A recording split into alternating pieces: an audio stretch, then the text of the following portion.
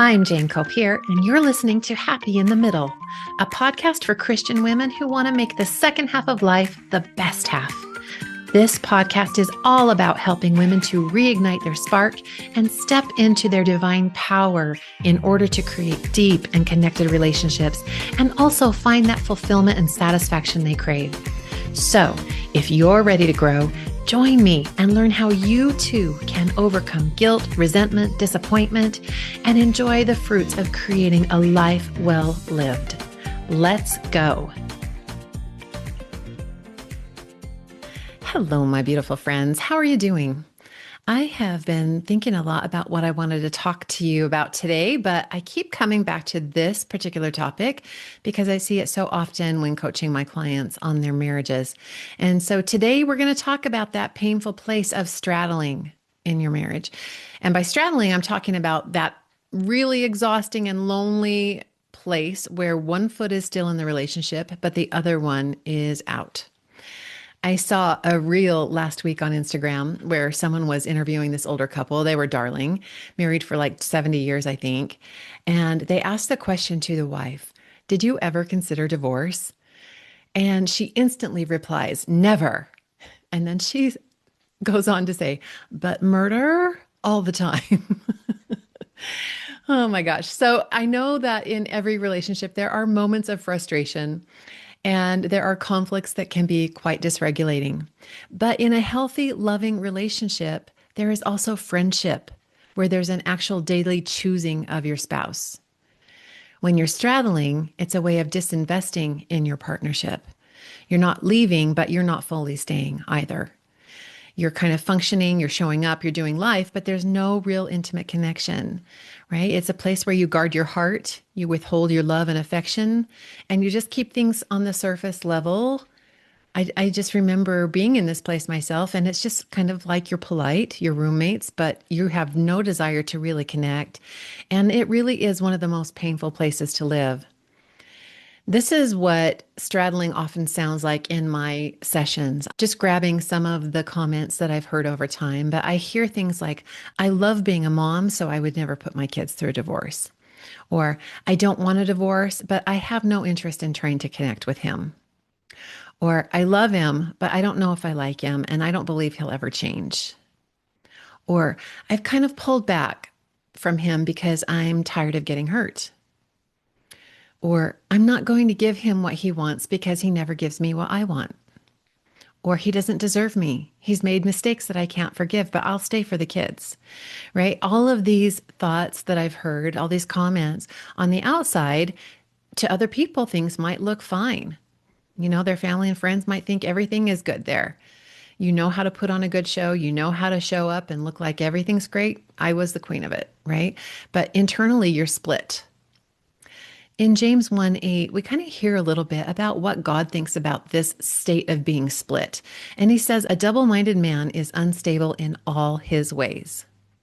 God knows that living internally divided really creates instability. It creates anxiety and exhaustion. Wholeness is not just a spiritual goal. It's a need of our nervous system. And as your coach, I want you to understand that straddling isn't a character flaw.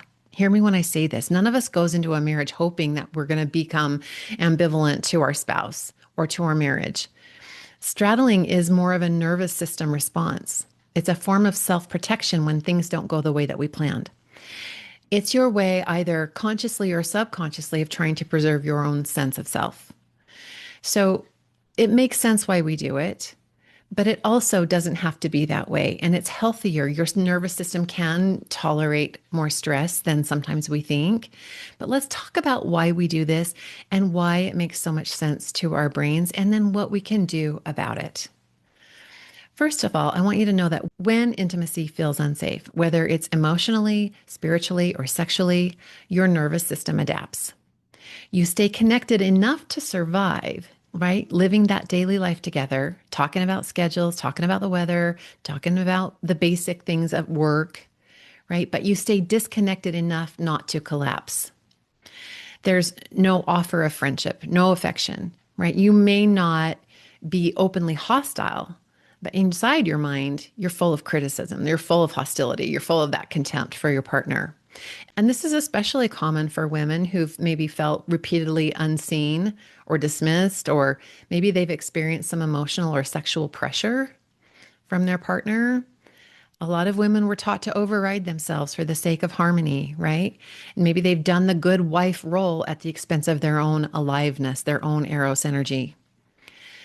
Dr. David Schnarch, who really is the pioneer of differentiation based intimacy, taught that many marriages get stuck because one or both partners manage their anxiety by shrinking. They distance from their partner, they numb out rather than growing themselves. And this is really where we want to do some work today, because when we understand by his framework that straddling is an anxiety management strategy, it says, I want closeness, but not at the cost of myself. This is protective. We all do it at some point or another. We all want to self protect. We all have that lower brain, that natural man we have to overcome. But this strategy of managing that anxiety, that straddling, keeps you from addressing the core problem. And it's exactly the behavior that will prevent you from getting what you truly want most in your relationship. There is a great cost when it comes to straddling. And I do say this with so much compassion because I have been in that place. I know how it feels. It is incredibly painful. It's a hard dynamic to live through. But the hard reality is that straddling slowly erodes your intimacy. It erodes your own personal clarity, and it really deeply diminishes your self-trust. What I mean by that is you start to doubt your ability to handle things. You don't trust yourself to make the best choices. It diminishes your confidence. The Gottman Institute did some research, and it showed that emotional disengagement, or straddling, what they describe as like stonewalling or withdrawal, it's one of the strongest predictors of long-term relationship dissatisfaction, right? These people are not happy.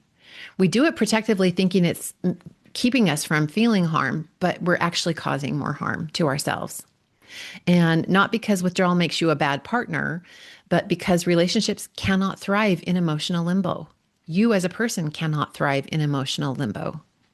When you straddle, even though it may feel like a safe choice, everything gets worse. And here are some of the consequences that I see. Number one, your desire diminishes and your apathy grows. You stop caring about your partner's life experience. And in doing that, you ruin your own life experience. Okay. It also builds resentment. And it builds as a result of your negative thinking about your partner. It snowballs, it grows bigger and bigger. The next thing is that your conversations stay very surface level and there's no true interest in the happiness of the other. This is contrary to your spirit. This is contrary to your inner being. Withholding joy, withholding light is not our nature, not our true nature, right? The other problem I see is that sex becomes avoidant. It becomes mechanical or maybe even non-existent. And if it does exist, it's typically just enough to give your partner the false hope that perhaps one day it will improve, right? You give them just enough to keep them in the marriage, just enough hope to hang on a little bit, right? But you also lose access to your own vitality. Like I said, that eros energy that we all want to feel, the aliveness in our marriage and in ourselves disappears. We start to lose ourselves when we are stuck in this pattern of straddling, right? Many people in this situation think they just need to try harder, maybe be more patient, be more forgiving, need to lower their expectations. But here's why that doesn't work. All of those efforts fall into the action line. If we're thinking about the model, remember the self-coaching model, all of our effort falls into that action line. So without choosing better thoughts that create better and more positive emotions like empowerment or desire that will drive really authentic and loving action, they're just actions hiding behind resentment, and our partners can track it. They know if it's authentic. They know if it's real. So this is really where you have to make a choice. Will I live with one foot in the boat and one foot out? And I want to be really clear about this. You can absolutely make that choice. Many people do. Most people, I would say, do. And they spend their entire lives in that lonely place. They don't push themselves to grow in this way. But if that is your choice, be very clear that you're the one choosing it. Or if I truly can't love this person the way I promised God that I would, the choice that might hold the most integrity is to stop pretending, stop giving false hope to your spouse and leave the marriage, right? Or you can decide to go all in.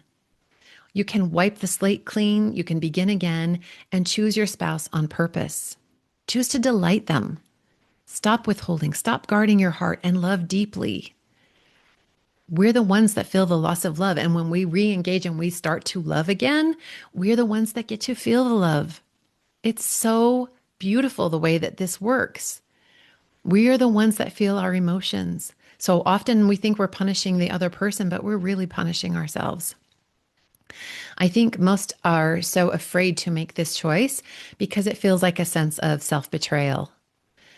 And I get that. But the key is to recognize what you're choosing and choosing what you want on purpose. You're choosing yourself by going to work for your own happiness, not to please your partner, but to live a life of love rather than emptiness and anger and pain. And it's important to remind your brain that you can always make a different choice in the future if you choose to. You are never stuck. I think this is one of the things that keeps us from taking action. We think if we do this thing, then we're stuck there forever. That's never the case.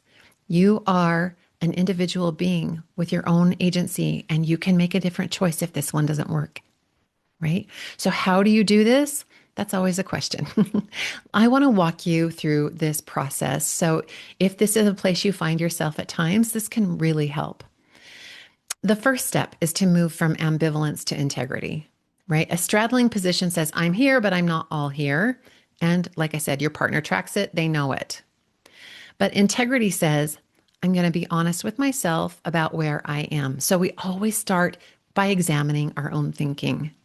And that might mean admitting things like, I've been staying quiet to avoid conflict, or I'm afraid to want more, I'm afraid to try, or I don't trust myself to handle the outcome if I speak up and it creates more drama, right? Or maybe I've been withholding in order to punish my partner. These are all things that we have to be aware of in ourselves. What is in your brain? What are your thoughts telling you about why you are straddling?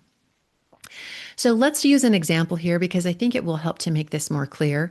Let's just say your husband recently disclosed that he's been struggling with viewing pornography for years, and you feel very betrayed. So you've disengaged, you've started straddling, and decided to choose the marriage, but you don't really choose him, right? You don't want to leave because you love being a mom. You don't want to do that to your kids, but again, you don't want to choose him. You are likely, in this scenario, you would likely be filled with a lot of judgment and blame for your partner. So it's important to get really clear about who you are being or have been in your relationship. What are your thoughts about your partner, and what have your motivations been? Ask yourself, what has been my role in creating this dynamic? Have I played a part in this? Right? So this really requires a gut check, especially if you feel like you're the victim. But being really honest with yourself will build your self-trust, and it will get you headed in the right direction. I love this scripture in 1 Corinthians. It's in 13:4. It's part of 4 and part of 7. And it says, love is patient, love is kind. It keeps no record of wrongs. This does not mean tolerating harm, right? Certainly God approves of boundaries. But if you wish to reconcile and build something better, love requires intentional thought work. We have to give up our passive resentment. Love isn't pretending that you're okay or what was done is okay. Love is actually choosing thoughts and actions that align with your own integrity and your own goodness once your own clarity has been restored. Okay, so that's the first step. You've got to look at your brain and see what's going on in there. The second step is to stop managing your partner's emotions. One of the biggest reasons women straddle is because they're trying to maintain peace. Maybe they know their partner he's given them lots of evidence in the past that he's going to react very defensively if they bring issues up, and it will turn into a fight. So they just stay quiet, right? It's just not worth it. But the Gottman Research Institute shows that healthy conflict, not avoidance, is what builds trust. We have to learn how to deal with conflict better, right? That trust between a couple is the space where desire can grow. And we can be in conflict with each other and not have to throw the baby out with the bathwater. It doesn't mean everything is breaking down and we're going to divorce, but you have to be willing to tolerate your partner's disappointment instead of trying to manage it. We have to tell the truth, let it land, regulate ourselves, and let them regulate themselves. Far too many of us don't know how to engage in conflict, and we need to learn, right? You don't need to punish. You don't need to threaten. You don't need to explode. You do need to tell the truth calmly and consistently. So, going back to our example, if I am the wife of this husband who's disclosed his pornography use, it might be something like saying, I feel very betrayed by you. You haven't been honest with me, and I've lost a lot of the tender feelings that I had for you. I feel deeply hurt. I also believe that two things can be true at the same time. And while I'm so sad that this is our situation, I have a lot of evidence that you're a good man. I'm human, and I am going to need some time to work through the thoughts that I have about you. I don't know exactly how that will look, but I know that you are worthy of grace, just as all people are. And for now, I'll choose to stay and work through this with you, right? If that's the choice that you make, right? But the key is to stay grounded. Do you feel like there's not a lot of inflection in my tone? It's just very grounded. You keep your focus on your goal, which is to create connection, right? The goal is not to win, not to punish, not to be right, but to say what's true for you. And then if your partner becomes dysregulated, which they most likely will, you have to hold on to yourself. You have to calm yourself. You have to stay present without letting your own brain run away and present all the past evidence and grievances it has for your partner, because it's there for sure. This is your opportunity to work on managing your brain. So you tell the truth, you hold space for your partner to regulate themselves, but you have to let them do it. It's not your job to rush in and soothe by taking it all back or downplaying what you said, right? It's holding firm to what is true for you and the truth of your experience. And this takes a lot of courage, but you can do it. It just takes practice. So you can start today, even in small things, of really pushing yourself to be honest. It doesn't have to be the whole big conflict, right? But just in the little details that come up in your life, get rid of the little white lies, tell the truth. Okay. The third step then is to differentiate yourself instead of distancing yourself from your partner. Dr. Schnarch taught that when anxiety rises, couples either distance by withdrawing or shutting down and avoiding each other, or they differentiate, where they stay connected without losing themselves. And differentiation sounds like, this matters to me. I'm not blaming you, but I'm no longer abandoning myself. I'm willing to stay present, even if this is uncomfortable, right? I'm separating myself from my partner. I'm separating my thoughts from his thoughts. I'm not borrowing his emotion. I'm staying grounded in mine. And so maybe in the example that we shared about the wife and the husband, it might be saying something like, I'm here for you. We can talk about what's going on for you that makes you feel the need to soothe your anxiety with pornography, but you must be the one to work on yourself and take control of this problem. See, this is how intimacy is restored. It's not through agreement, but through self-respect. Saying, this is not okay for me. This is your problem to work on, but I am here and I want to support you as you work through that. Okay. And then finally, step 4 is to choose growth over guarantees. This is the bravest, hardest thing that you do, right? There is no guarantee that going all in will fix your marriage. That is true. But there is a guarantee that if you continue to straddle in your marriage, it will slowly hollow you out. You'll be severely limited in the joy that you're able to feel in life. And it will likely leave you with the result that you fear the most, which is being sad and angry and empty and resentful. When one partner grows in clarity, when you show up with courage and you show up with self-trust, the relationship is forced to respond. It will either flourish and grow, or it will reveal the truth of what it truly is. In which case, then you can make a new choice, right? Either outcome leads to more peace in your life than staying in limbo ever will. Okay, my friends, if you can relate to this and you find you're straddling today, I really want to encourage you to follow the steps that we've talked through. You're waking up. The question isn't, should I stay or should I go? The real question is, am I willing to fully show up? Am I willing to pressure myself to do the hard thing and step in and be honest, no matter what that reveals or the consequences end up being? I always say honesty and intimacy go hand in hand, and that is where intimacy begins. Not just the loving, affirming words, but what you truly think and feel. That is where self-trust is rebuilt. And I also want to say that when you step back in, bring your joy with you. You have a light. You have joy. That, as I was saying, that is your natural state. That is your inner being. So if you step back in and notice that you're not feeling joyful, look at the way that you're stepping in. Really examine your thoughts and your behaviors. Am I bringing my best? Am I loving on purpose? Am I bringing good energy to our relationship? I know this is a lot to think about, and you don't need to decide everything today, but think on this and listen to this episode again and again if you need to become more clear within yourself.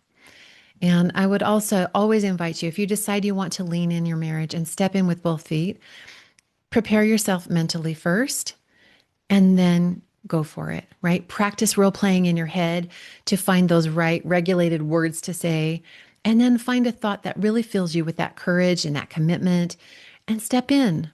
Lean into your partner again.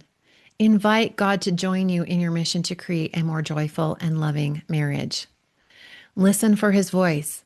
Listen for that inspiration that comes, and then take that brave and courageous action to stop living in that cold and empty divide. Finally, do you have a friend who's suffering in this way? Most of us as girlfriends know the struggles of our friends. Would you be their angel and share this with them so that they can get some help and support too? I would be so grateful. I'm here for you. Please reach out if you have any questions. And if you would like my eyes on your own situation, why not book a free call with me? I can help you find some clarity. Sending you all my love. Thank you for being here, my friends, and I will see you next week. Bye now. Hey, if you are ready to get unstuck and make your midlife amazing, be sure to hit that subscribe button so you don't miss an episode. And I want to invite you to join my Empty Nest Academy, where you will learn how to transform your mind, your relationships, and your life. Come free yourself of regret and disappointment and be so much happier. Listen, sis, we've got one shot at this big, beautiful life. Let's make it amazing. Go to JaneCopier.com, that's JaneCopier.com, and sign up today. And if you're not sure what's right for you, book a free consultation with me and we'll talk it over together. And we'll make sure to get you on the path that serves you the best. See you inside.